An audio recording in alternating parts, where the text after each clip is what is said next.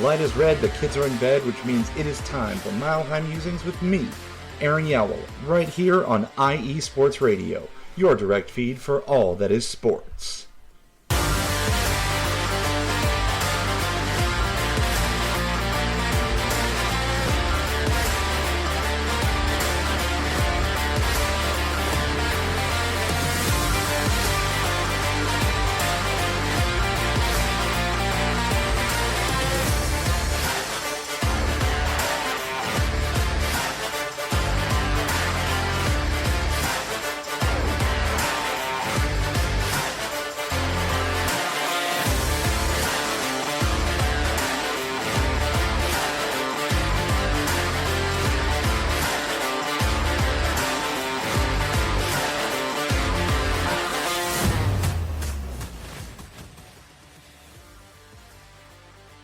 What is good, sports fans? Welcome to episode 8 of Mile High Musings here on IE Sports Radio, your direct feed for all that is sports. I am your host, Aaron Yowell. I hope you had a fantastic 2 weeks.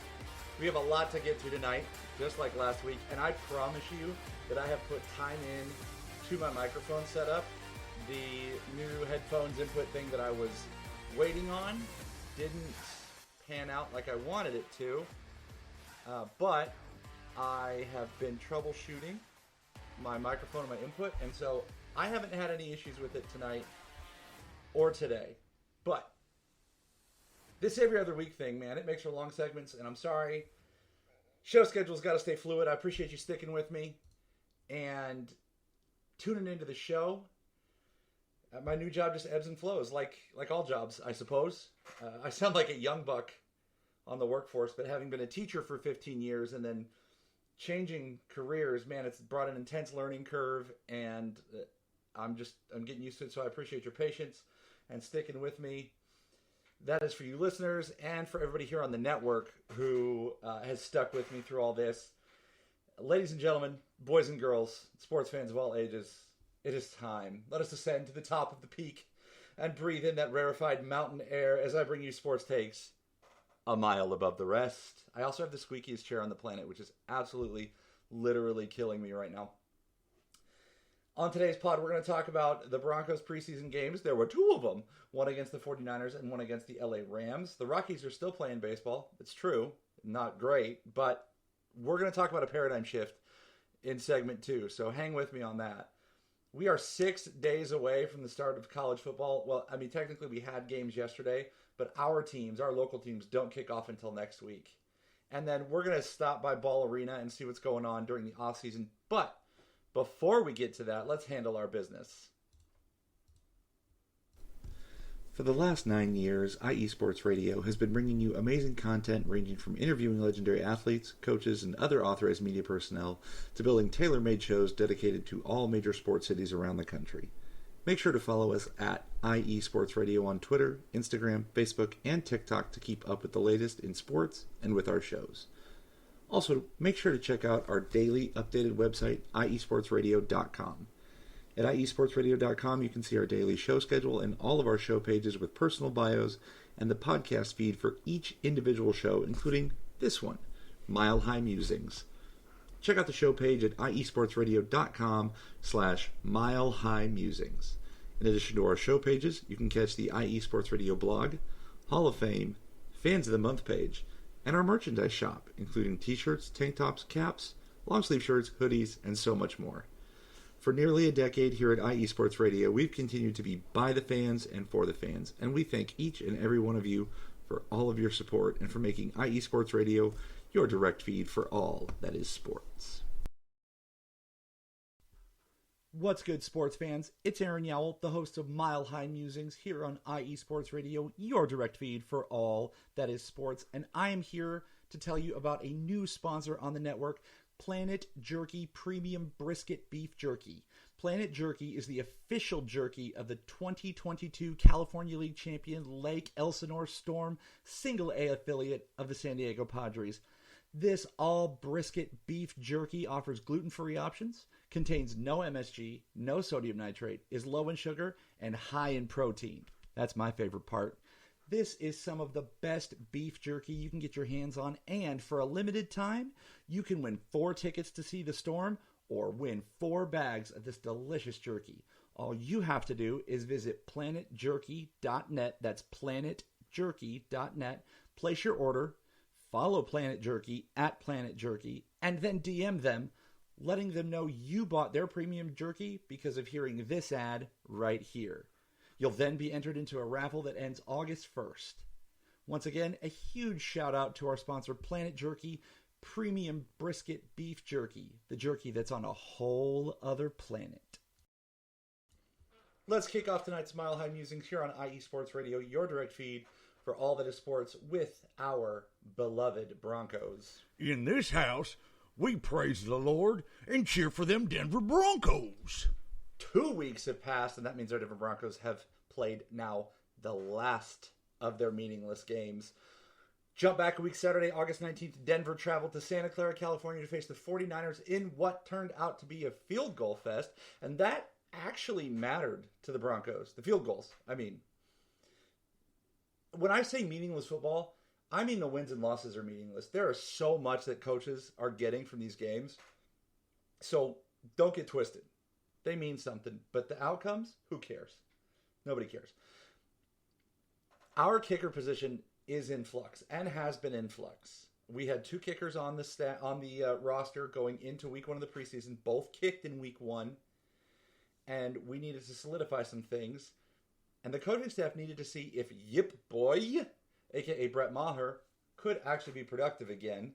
And Maher was the only place kicker on the roster going into the game against San Francisco, but that doesn't mean the job is his. Coach Payton has said numerous times that some positions could and would be filled by players not currently on the roster. So the heat was turned up on Maher. Thankfully, he looked good in this one. And, all things considered, looks pretty reasoned to go as the preseason closes. Starters got some more run on last Saturday, but they were unable to get anything going. I truly believe a game like this one is more about finding a rhythm, working on the verbiage of the new offense, and learning to play together. In the end, the third stringers gave up the ghost again, and Denver lost on a last-second field goal, 20-21. I know it, dang it. Yesterday, though, after a week of joint practices with the LA Rams, the Broncos played their one and only preseason game at Empower Field at Mile High with, might I add, $100 million worth of upgrades, including one of the most giant video screens I've ever seen on the South Stands. And what I love is that they took the horse that has been on the South Stands for ever, lifted that bad boy off, put the new video board in, and then plop that horse right back where he belongs. They crushed the Rams yesterday, gang. 41-0. Now, the starters saw no time, which is fine by me, especially considering all the new injuries that we've picked up. Some fans are going to tell you that this is retribution for that utter embarrassment on Christmas Day 2022, and I say nay. These were totally different teams. 2 totally different squads on the field last night. Broncos went with Jarrett Stidham to start. He went 17-28 for 236 and a touchdown. Jaleel McLaughlin carried the ball 10 times for 48 yards and a touchdown. McLaughlin has scored at least 1 touchdown in every preseason game this year, and he has truly been a bright spot for the Denver offense. And I wouldn't be surprised if he got real touches this season. My favorite stat line of the night belongs to Albert Okwuegbunam. 7 catches for 109 yards and a touchdown. And I really hope that my dude didn't pop off because he is trade bait or about to be released. Roster cuts are coming. We're going from the 90-man roster to the 53-man roster. Broncos are carrying 453 million tight ends right now. Oak has had such promise coming out of Missouri, and then he got hurt. And reports from camp are he's not only catching the ball, which we saw against the Rams last night, he stepped up in the run game as a blocker, which is huge in the Sean Payton offense. Those tight ends have to be able to set the edge. And in our division, against Kansas City, against San Diego, I can't believe I just did that. against Kansas City, the LA Chargers, and the Las Vegas Raiders, there are such good edge rushers. So we have to be able to count on a tight end to set the edge. And I get it. It's a business. Like I said, the Broncos currently have 453 million tight ends on the roster. But if we're looking at preseason games and practice to evaluate our roster, Albert O not only deserves a roster spot, he deserves to be an integral part of this offense. Factor in the loss of Tim Patrick, Jalen Virgil, and now Jerry Jeudy. And we need pass catchers, gang. And frankly, I don't care where they line up. If this is such an issue, and we're so in on Greg Dulcich, put Dulcich in the slot and put Oak on the end and see what happens. Why not? Roll the dice. Who cares? We are thin at the wide receiver position. And before going live tonight, the Broncos did just release Kendall Hinton from the roster, who plays wide receiver. So I don't know if the Broncos are getting ready to make moves, because that's been rumored that, you know, they were going to go ahead and make moves, like pick guys up off the waiver wire and guys that got released. Or if they really feel good about 453 million tight ends.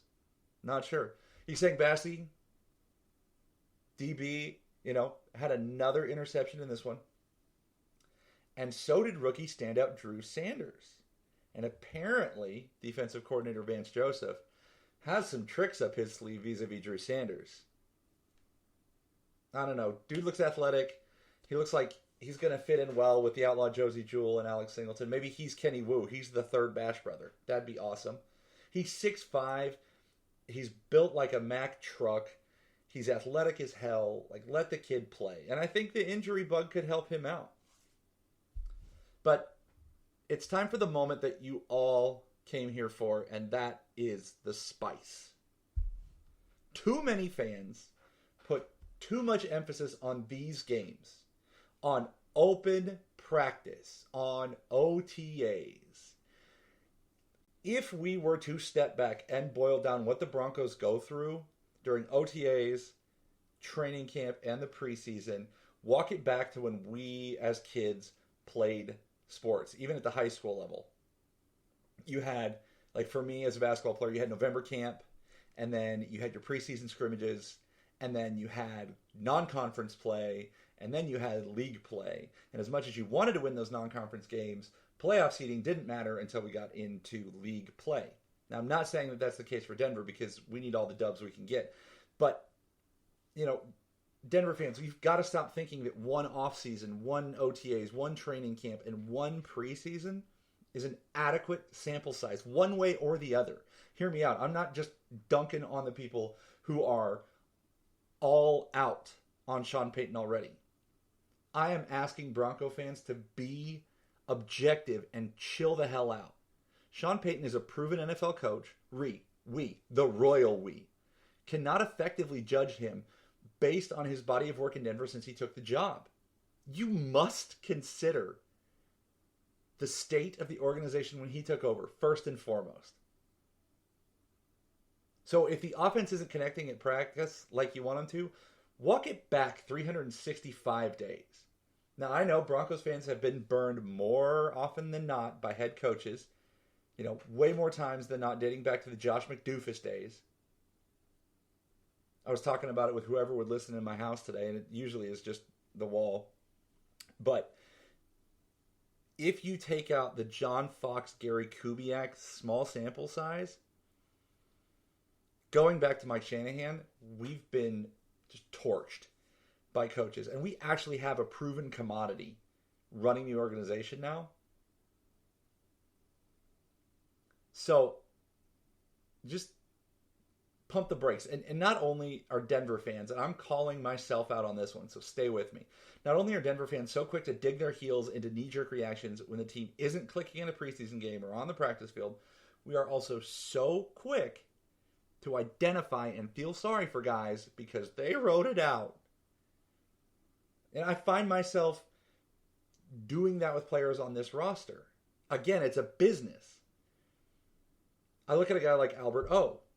He falls into this category for me. I like him. Tons of potential coming out of Missouri. Hell of a pass catcher. But does he fit? I'm not sure. Bottom line, gang, we have to trust Sean Payton and his methods. I know Vance Joseph didn't work out as a head coach. He's not head coach material. I've said that. I've said that in weeks past on multiple podcasts. We've got to trust Sean Payton, his coaching staff, and the methods. Ladies and gentlemen, I'm not sure if you know this, but Rome was not built in a day, and these Denver Broncos cannot be completely saved in one offseason. Full stop.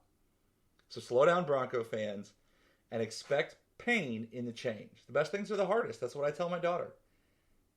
And change isn't lasting if there aren't growing pains. There's your philosophical take for the day, straight up. Now, we have 1 week off before we welcome the hated Raiders to Empower Field at Mile High. So let's get healthy, boys. Study hard, and remember, you are going to war with and for each other. 14 days, sports fans. 14 days. Coach is calling a timeout, and on the other side, we're going to talk Rockies. You are listening to Mile High Musings on IE Sports Radio, your direct feed for all that is sports.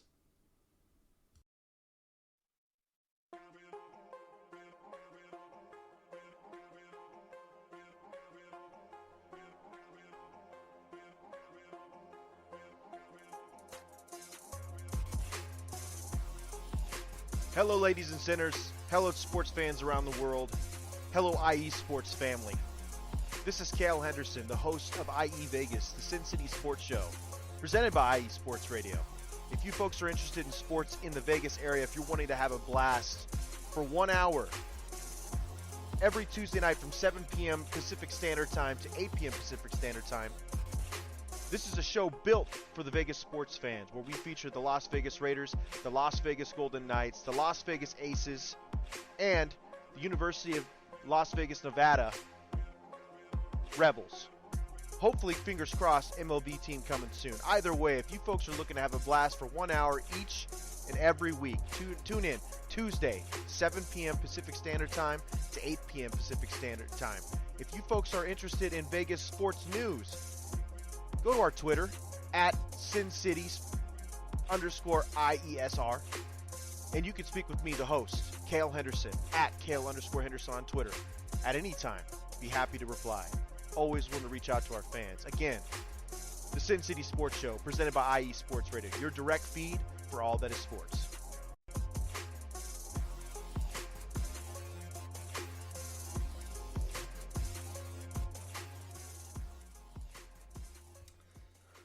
Do check out Sin City Sports Show on Tuesdays at 8 Mountain. Cale's got some hot Raider takes.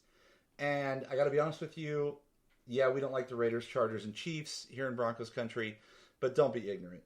We've been terrible for a while. And it is good to hear what other people are saying. Get educated. That being said, don't forget to give our show a follow on Twitter or X or whatever the heck it's called now, at Mile High Musings _IESR, because this is Mile High Musings here on IE Sports Radio, your direct feed for all that is sports. Larry B, thank you for being in the chat. Raiders fan in the chat, and I want him. I want Taryn in the chat. I want Larry B in the chat. I want Cale in the chat. I want Bishop in the chat. Give me all my AFC West boys in the chat, because I don't care. I just can't wait for football. I'm excited. That being said, let's check in on those Rockies. Yeah, I know. But I told you, stay with me, because I've got a paradigm shift that I want to go over with you. The Rockies played again 4 series over the past 2 weeks, and it's been a rough couple weeks for those Blake Street boys, that's for sure. Monday the 14th through Wednesday the 16th of August, we welcomed in the Diamondbacks to the friendly confines of Coors Field. Started off the series Monday with a 6-4 win. Both Montero and Tovar homered in this one, and Nolan Jones drove in the go-ahead run in a 4-run 8th. Nolan Jones, y'all, is popping off, and if he leads the youth movement, well, I'm getting ahead of myself. Charlie Blackmon was back off the injured list and went 2 for 3, leading off and playing DH. Man, could this guy please be this team's iteration of Todd Helton? and this is a shout out to my Rockies fans from way back when, but remember Todd and the Toddlers? That's that '07 team that went buck wild at the end of the year, couldn't be beat, and then got swept by the Red Sox. Whatever, we got there. That's fine. Like, next year, it could be Charlie and the Children. Now, that's demeaning, I know, but it's not what I mean. I don't mean that these young guys, shoot, they're kids to me. I've been teaching for 15 years. I could have taught them. I definitely could have taught them. But I'm not trying to be demeaning, but we're running out our youngsters. And they need a veteran presence like Charlie Blackmon, a la Todd Helton, in that 2017. I'm just saying. Charlie Baseball, he's been one of my favorite Rockies for a long time. He's been a Rocky lifer. I hope he's a Rocky lifer like Todd Helton was, and I hope he's the veteran presence that leads to the turnaround. So Tuesday, 15th, lost 8-5. Brenton Doyle, one of those youngsters, homered in this one. Wednesday, 9-7 loss. Ryan McMahon and Nolan Jones, that's my dude, homered in this loss. Bullpen gave this one up in the 8th, and you're going to notice a recurring theme here in a minute. Then we welcomed in the White Sox, Friday through Sunday. And I'll tell you, the secret sauce was real. Because we won 14-1 Friday against the White Sox. I mean, who wants a 5-run first? I do. Pick me. I want fun. Tovar and Diaz both homered in the first. McMahon homered in the fourth. And the Brendan Rodgers coming back, tripled in the sixth. That rarefied air of Coors Field finally swung in our favor. Finally. Saturday the 19th, 11-5 win. And again, K-Free gets a win. That's K-Free's second win in as many starts, and it feels good to say that. And last pod, so 2 weeks ago, I was on K-Free. And then he comes out and gets a win and a win. So, big ups. Charlie Baseball and Nolan Jones. Charlie Baseball homered, and Nolan Jones went 3 for 4 with 2 runs and 2 RBIs. Recurring theme in each of these series. Nolan Jones. And then we didn't close out the sweep. We lost 10-5. Chicago's winning pitcher on Sunday the 20th, his name is Bummer. And it was. Charlie Blackmon homered again. Second night in a row. And the Rockies were up 5-2 headed into the 7th. And then they peed down their leg. Super frustrating. So then we hit the road. And we hit the road into what I will call our murderer's row part of the schedule. And not that we've really had a lot of success this year. See the fact that we've have 81 losses. But we play division leaders, wild card.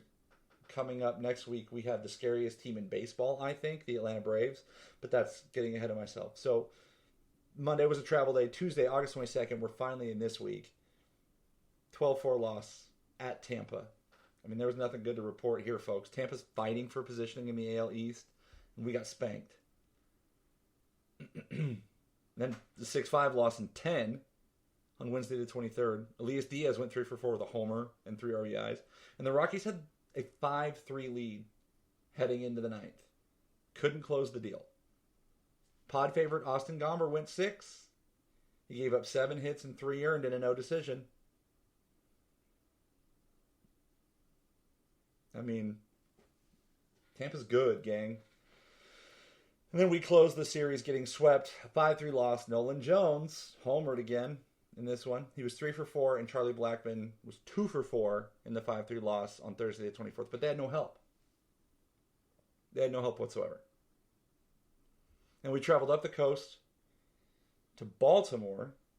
Good morning, Baltimore. Hit me with that hairspray. Friday, Saturday, and today. And the Rockies lost Friday 5-4. Tovar homered. And Brett Suter lost his 3rd game in as many appearances. So I was talking about the bullpen losing all these games late. It's been Brett Suter. K-Free went 6 and gave up 3, but no decision on this one. Rockies had a 4-3 lead going into the 9th. And then yesterday they lost 5-4. Charlie Blackmon went 2 for 4. And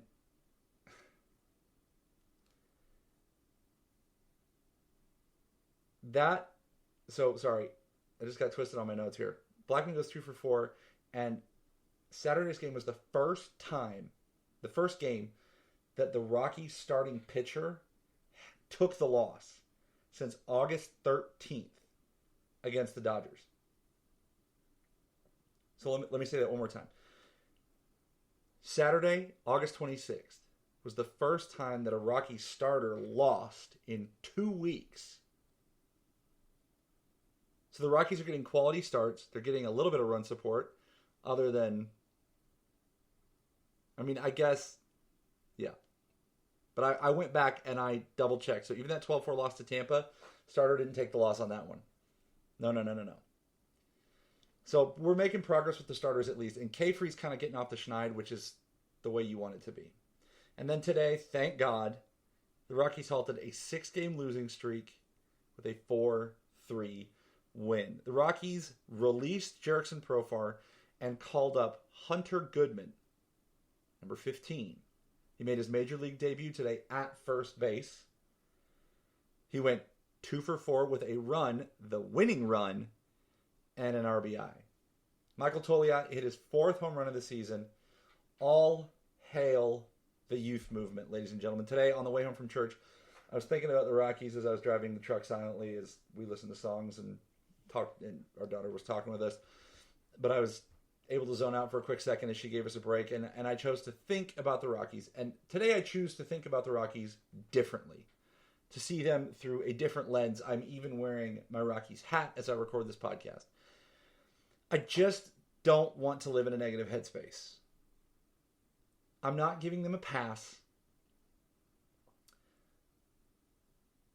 There's just something going on that I can't see because I'm not in the hallways every day, because I don't go to games.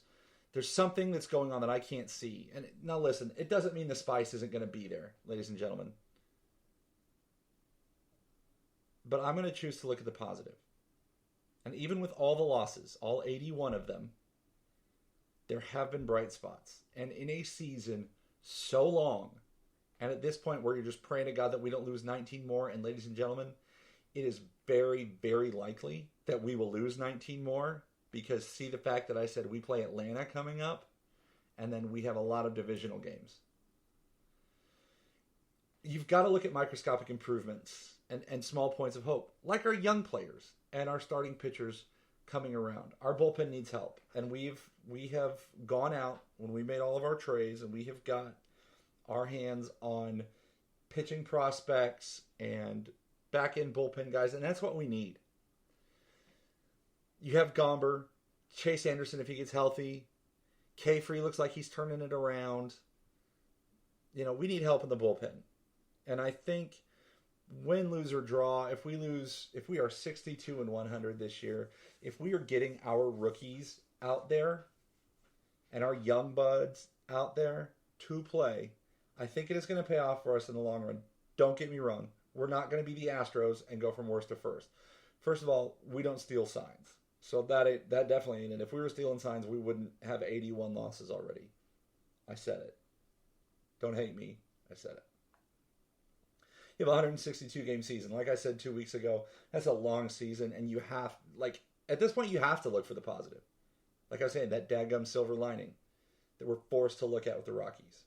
So, I think that there are things that are going to go on. You know, Bud Black recorded his 1,000th game as manager for the Rockies. Dude's been there a long time, and he's been through all this junk. So either the front office doesn't know baseball and they just are letting it go. Monfort family, I'm looking at you. Or Bud Black's actually doing things and somebody else is pulling a string somewhere else that I can't see, that is making this team unsuccessful. And that sucks. Because I feel like every other team in the Denver metro area is either at the top or on the rise. I think the Broncos are going to be on the rise, gang. And of course, the Nuggets are at the top of the mountain. The Avalanche are right there. They fell off the top of the mountain, but are holding on to the level right beneath the top. We're going to get there in a second. CU might be on the way up. Air Force is good. Telling you, the Rockies could turn it around, man. Gosh. It'd be something. So all that to say, I'm going to come with spicy takes at the Rockies. I'm going to hold them accountable. But they feel like one of my children. I'm going to get frustrated when they do something wrong, but I'm going to show them grace. Because I don't know how to play baseball. I can't hit a 90-mile-an-hour fastball or a slider that breaks at 85 miles an hour. I can't do that. So respect to the things that I can't do.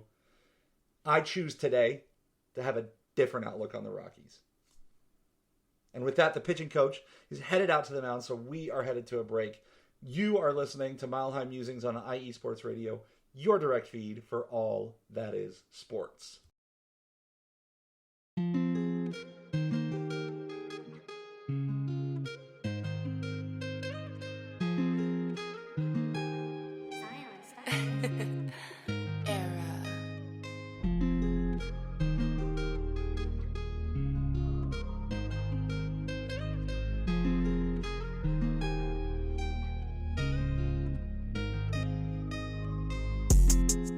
What's good, everyone?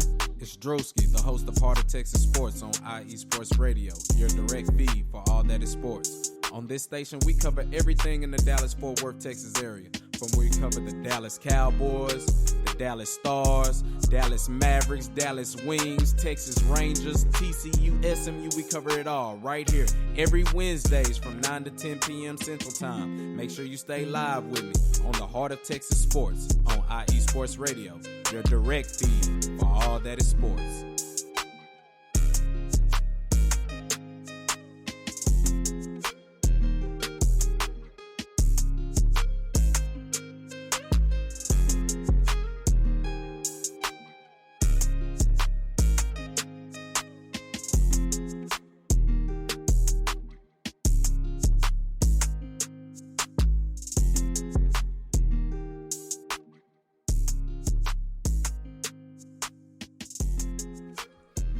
We are back on Mile High Musings right here on IE Sports Radio, your direct feed for all that is sports. You got to check out my boy Drewski on Hardest Texas Sports, Wednesdays at 8 Mountain, 9 Central. That dude is always at games.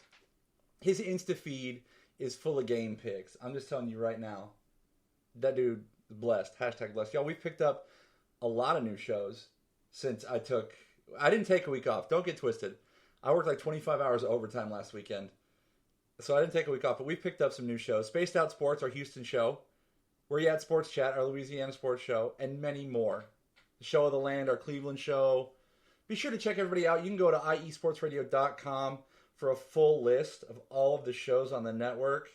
Follow us on all the social medias everywhere. And with that being said, Drewski, my dude, if you are listening now or later, I'm not sure if we're going to be able to meet up this weekend to watch CU-TCU. I'm scheduled to work out of town at the end of this week, and stuff is buck wild at work, and I got to put the cape on, I think, and save the day. But I will let you know. I will let you know ahead of time so that you're not waiting on me, because I'm not that kind of person. Fire up the band, gang.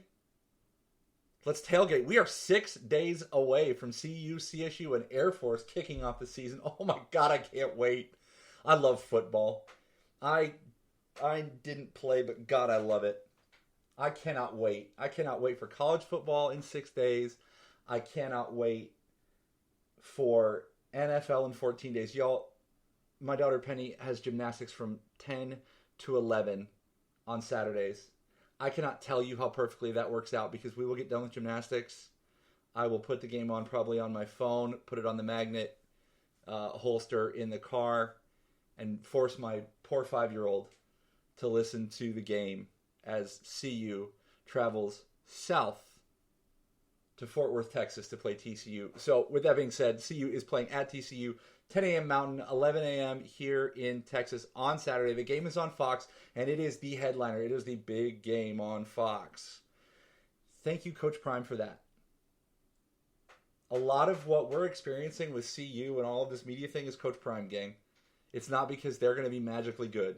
It's because Deion Sanders is that intriguing of a figure. The Buffs come into the game as 3 touchdown dogs, and that's fair, y'all. They have 10 returning scholarship players on this roster, and God only knows what the product will be when they run out on that field. Larry B, thanks for staying with me, dude. I appreciate you being in the chat, especially because I know you're just as pumped about football as I am.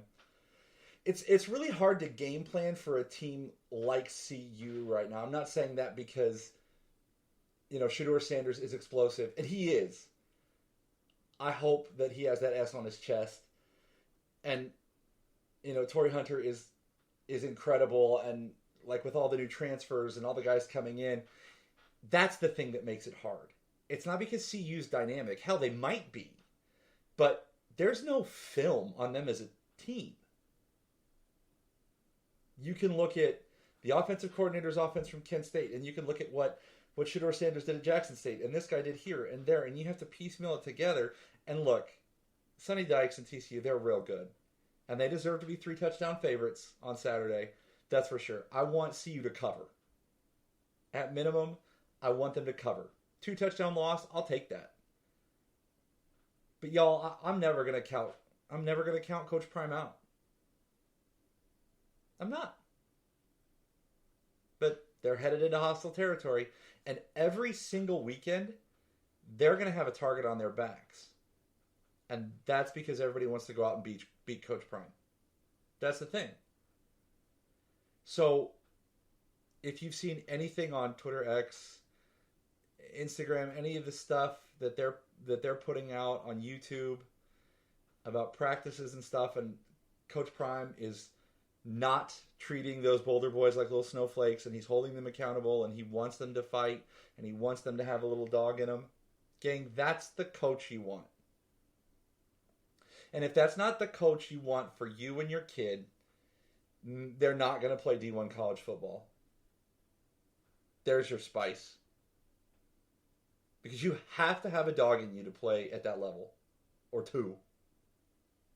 So, I think this weekend is going to be a nice preview of CU being back home in the Big 12 next season. And I say back home because, we were in the Big 8. But I remember Big 8, Big 12 football as CU's home. This Pac-12, don't even get me started. Like, I got 45 minutes of rant on how CU is not a Pacific Athletic Conference school, how they never should have been, and that was one of the dumbest moves that the CU athletic department could have ever made. And I think Coach Prime's influence in looking at them being like, I don't play Pac-12 football. Them going back to the Big 12, losing Texas, losing Oklahoma, don't care. Like, CU could fight for it, and it's not a diluted conference. TCU's good, K-State's good, Texas Tech has a chance to be good, Oklahoma State has a chance to be good. Plus, look at the schools you're bringing in. Houston, BYU, Central Florida, who's gone undefeated recently. You're bringing in Arizona. It's just crazy. So, I can't wait. This season is such purgatory for the Buffs. They have to play one more year in the dissolving Pac-12. Sorry to all my West Coast fam on the network. Hear me when I say I don't hate the Pac-12. I hate that CU played in the Pac-12. They didn't belong there. They proved it. They made the championship game 1 year. Other than that, they look like dog crap. The entire tenure. You know where they look good? On the basketball court. Tad Boyle and those CU Buffs can play basketball. And I don't think that is going to change when they get to the Big 12. Now, when they get to the Big 12, they run into my heart-of-heart favorite college basketball team, the KU Jayhawks. But we'll talk about that later. Bishop, that one's for you.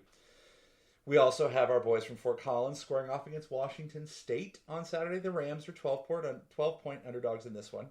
Like I said, games in Fort Collins, 6 p.m. Mountain. It's on CBSSN, which is one of the hardest things to say on this podcast. I'm interested to see what the CSU team's going to be. I mean, they're living with the ghost of Christmas past and all those Sonny Lubick successful years, but they've just always kind of been the other kid to CU. And I wish them all the success in all the world. And finally, the cadets, the Air Force Falcons, welcome Robert Morris to the academy Saturday at noon. So we've got 11, we've got noon, we've got 6 for our big 3. There is no line for this game, and I do believe that Air Force will win by, I'm saying it, 4 touchdowns or more. Write it down. Like, Air Force is good, gang. They were good last year. Robert Morris, sorry for you, sorry about you. You're going to come play the cadets? You're going to get your butt kicked. Period. End of story.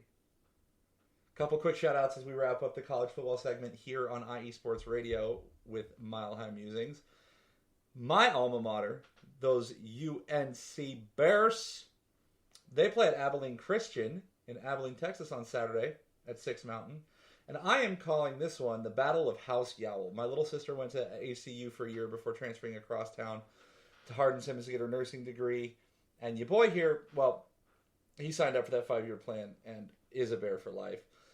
I went to a grand total of like 2 or 3 football games in my 5 years at UNC. A lot of that has to do with the fact that in the opera department, I was very busy on Saturdays.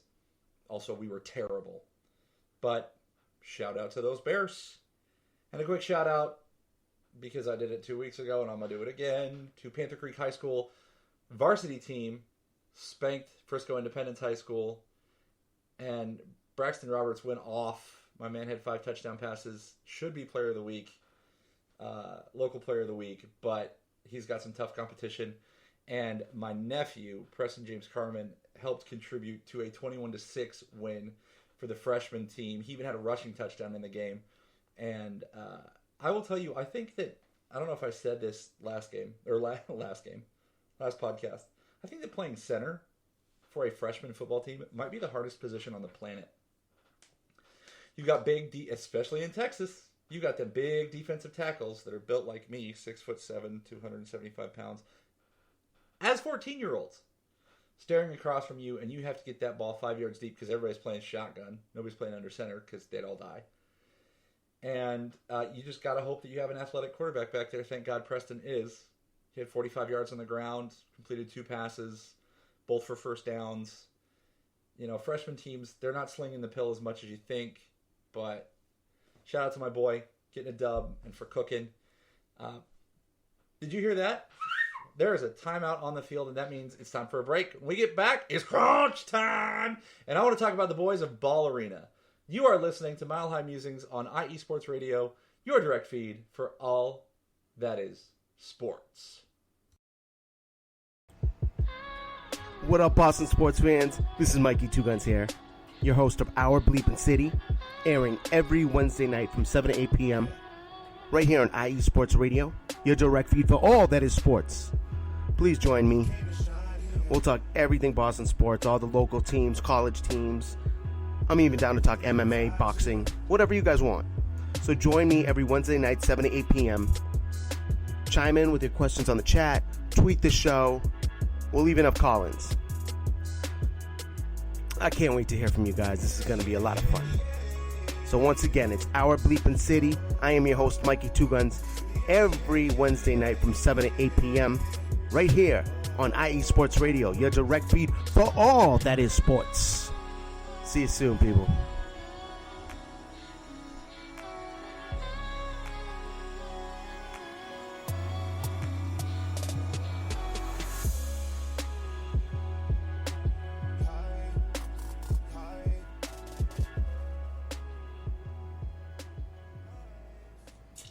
We are back here on Mile High Musings on IE Sports Radio, your direct feed for all that is sports. Check out Our Bleepin' City with Mikey Two Guns. He's a good follow on Twitter X.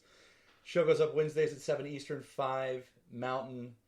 As long as the Patriots don't have Tom Brady, that's fine. So yeah, we're good there. But it's crunch time. Chat, thanks for being here with us. Glad to have you here. Let's talk about the boys of Ball Arena, because I can't wait for the Avs and the Nuggets to kick it again.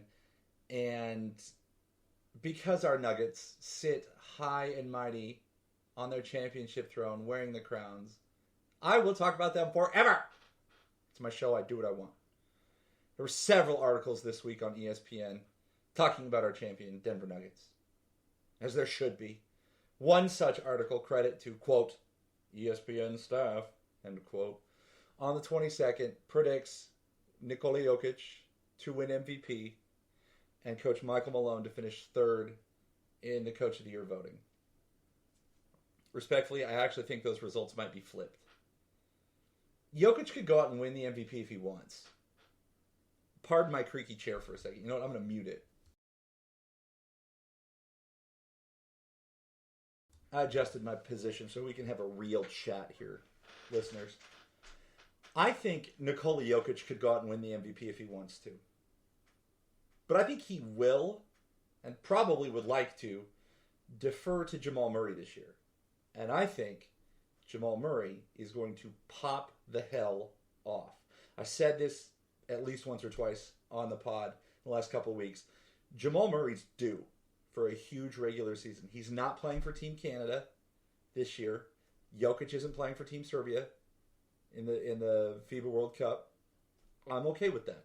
I understand, and there have been many guests on a particular Denver Nuggets podcast that I listen to on the daily that say Team Serbia in particular, the following for Team Serbia is like pick a college football team in the United States.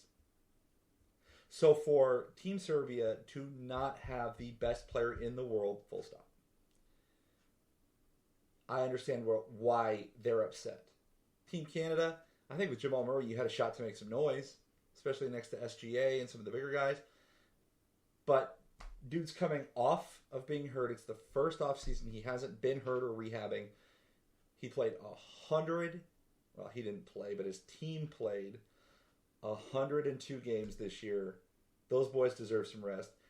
All that to say, I do think Jokic could win the MVP. I don't think he gives a shit enough to win the MVP. I think he wants the team, in particular Jamal Murray, to go bananas. Maybe he wants his boy Aaron Gordon to get to the All-Star game like he should have been this last year. Aaron Gordon, who's traveling to Serbia and watching horse races and celebrating Jokic's horse winning horse races like they just won the NBA championship. Dude, that is the dopest bromance in all of pro sports. Like, that is... It makes me love AG more. I love AG for what he did in the dunk contest when he got robbed by Zach LaVine. And then what he's contributed to the Nuggets over his tenure in Denver made me love him more. And then the fact that he just wants to go hang out with Jokic in Serbia, and from what I understand, it's not easy to get to Sombor to be with Jokic and the fam and watch horse races. But dude is just a bro. He likes to travel. He wants to hang out with his boy Jokic. So, Aaron Gordon. Thank God we have Aaron Gordon on our team. Now, I think Michael Malone winning Coach of the Year is not outside of the realm of possibilities because I think Coach of the Year carries over a lot of the previous year's success. Nick Nurse won Coach of the Year the year after Toronto won the NBA Finals. The year after they beat Golden State in the NBA Finals to win the championship with Kawhi. So he didn't win it the year that Kawhi and the Raptors won the title. He won it the next year. I think Moch could do the same thing. So there was a second article, again. Well, hold on. I'm ahead of myself. I don't bet. I don't bet on sports. I think it's interesting to see what writers and sports books have to say, especially about my teams. But the Nuggets are now the second favorite to win the title on FanDuel Sportsbook, behind the Boston Celtics. Yeah. Okay. Please. That's what I'm saying here. Keep doubting us. I'm going to play the keep doubting us card until as long as I can. As long as I got that card in my hand, I'm going to play it. So, as I was saying, there was a second article on ESPN on the 25th. Again, credit, quote, ESPN staff. The writers said the Nuggets will repeat as champions. They said that they will navigate their way through the stacked Western Conference. And ladies and gentlemen, let's be real honest. The Western Conference is way more competitive. Should be way more competitive than the Eastern Conference. The Eastern Conference is full of teams with a couple superstars that will scrap and dig. The Western Conference is where all these quote-unquote super teams live. And you know what? Nobody considers the Nuggets a super team. Jamal Murray would go be a number one on pick a bunch of rosters in the NBA. I'm just saying. I'd rather that people doubt us. I would. I'd rather that people doubt us. But I'm going to tell you right now, this team has the potential to have fun playing basketball together. and look more like the 73-9 Warriors. I'm not saying they're going to win 73 games. Hold the heck on. I'm saying they like playing ball together. And if they just come out and get the ball popping and have some fun, shoot, look out, world. And gang, that's what it is. During the playoffs, they had the killer instinct and they were having fun moving the ball and getting each other involved. God, if they could translate that, if they could carry that over into the regular season next year, the over-under on Nuggets wins is 53. That would put them at like the 3rd or 4th seed in the West. If they come out and like actually enjoy playing together, oh my God, they'll win 65 games no problem. No problem. So, hold on to your hats, gang. Because I think our boys, I just think it's going to be a good year. Now, the Avalanche, their roommates, the Nuggets roommates, the Colorado Avalanche, are still title favorites. Isn't that crazy? We don't have our captain. Did you know that there have only been 4 captains for the Colorado Avalanche since they moved from Quebec? Joe Sakic, Adam Foote, Milan Hajduk, and Gabriel Landeskog.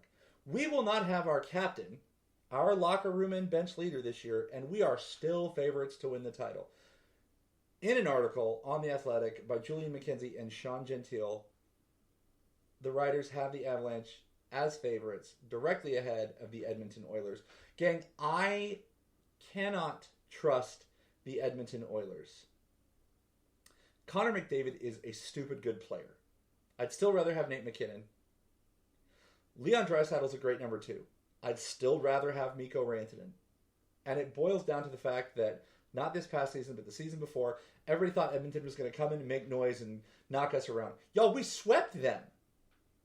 We shut down Connor McDavid. And I can remember a game in February when my wife and I were at the hospital waiting for the birth of our second daughter, where the Avs got down like 4-1 because Connor McDavid popped off. And then Mikko Rantanen said, no. And the Avs ended up winning 5-4. So I don't buy Edmonton. Not one ever-loving, flipping bit. I don't trust them. I think that they're a flash in the pan. They're points getters. It's like that Boston team, man. No offense, Mikey Two Guns. I don't mean to come on here and dunk on that. That Boston team was stupid in the regular season. They're ridiculous. And then they went ahead and pissed themselves in the playoffs. That's just how it ended up being. Plain and simple. Cale Makar is the cover athlete of NHL 24. Now there's now talk of the Madden cover curse and the NHL cover curse.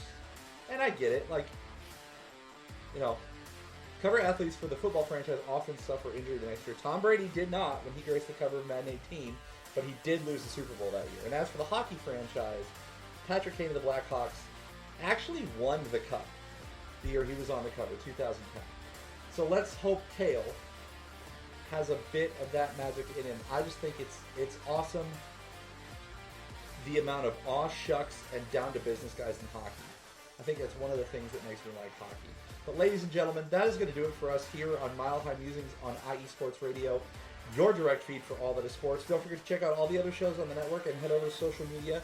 Give us a follow, iesportsradio.com, for the full list of all of my colleagues and all of their fantastic shows. Gang, you know that the product is about to go through the roof because college football will kick off in earnest in 6 days and NFL football in 2 weeks. This is your boy Aaron Yell signing off from the top of the mountain. Stay good, sports fans.